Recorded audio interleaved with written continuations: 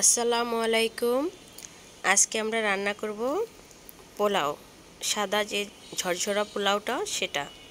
তো এই জন্য আমরা পোলাওর চালটা খুব ভালো করে ধুয়ে নিয়েছি এবং 20 মিনিট মতো ভিজিয়ে রেখেছি, ছেঁকে নিব। তো এর ফাঁক দিয়ে আমরা একটু বেরেস্তা ভেজে নিচ্ছি, যেহেতু পোলাওর মধ্যে বেরেস্তা না দিলে দেখতে ভালো লাগে না।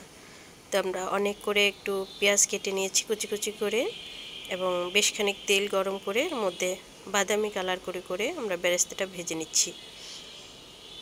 আমরা পুরো রান্নাটা রান্না করছি চাল ভাজি থেকে ধরে মাটির চুলায়।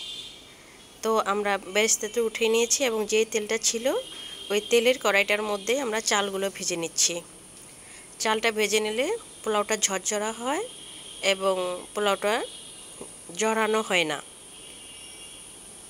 তো আমরা এর মধ্যে একটু দারচিনি, এলাচ, তেজপাতা এবং লবণ পরিমাণ মতো, আর হচ্ছে আদা বাটা, কারণ পোলাওর মেন হচ্ছে আদা বাটা। আদা বাটাটা ঠিক মতো না হলে পোলাওটা টেস্ট হয় না খেতে। তো আমরা সুন্দর করে চালটা ভেজে নিচ্ছি, খুব সুন্দর একটা ঘ্রাণও বের হয়েছে।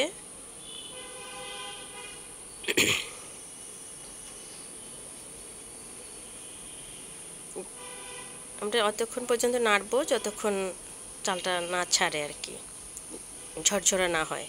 এখনও চালে পানি আছে, ভাজাটা সুন্দর হয়নি। তো আমরা অতক্ষণ পর্যন্তই ভাজবো যতক্ষণ পর্যন্ত চালটা ঝরঝরা হয়ে যায়।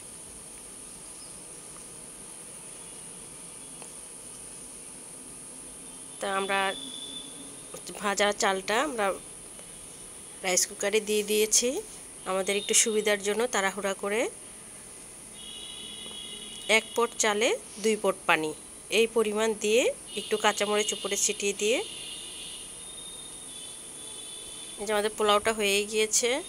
আমরা এবার বেরেস্তাটা উপর দিয়ে দিয়ে দিচ্ছি, খুব সুন্দর হয়েছে, দেখতেও খুব সুন্দর। তো ভাপে রেখে দেবো, যত ভাপে রাখা যায়, আর রাইস কুকারের ভাপটা খুব সুন্দর হয়, যত ভাপে রাখা যায় তত সুন্দর হয়।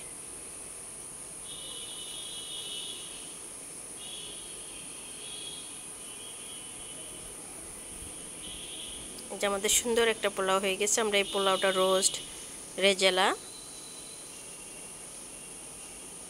দিয়ে সবাই মিলে খাওয়া হবে বাসার।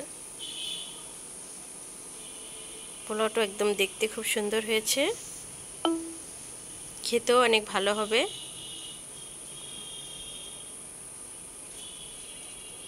একদম খুব সুন্দর একটা ঝরঝরা পোলাও হয়েছে।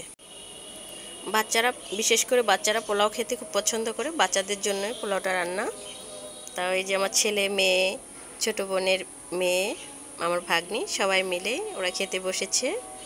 তো এই যে সবাই মিলেই খাচ্ছে, আমরাও খাবো। আজকের মতো এখানে, আল্লাহ হাফেজ।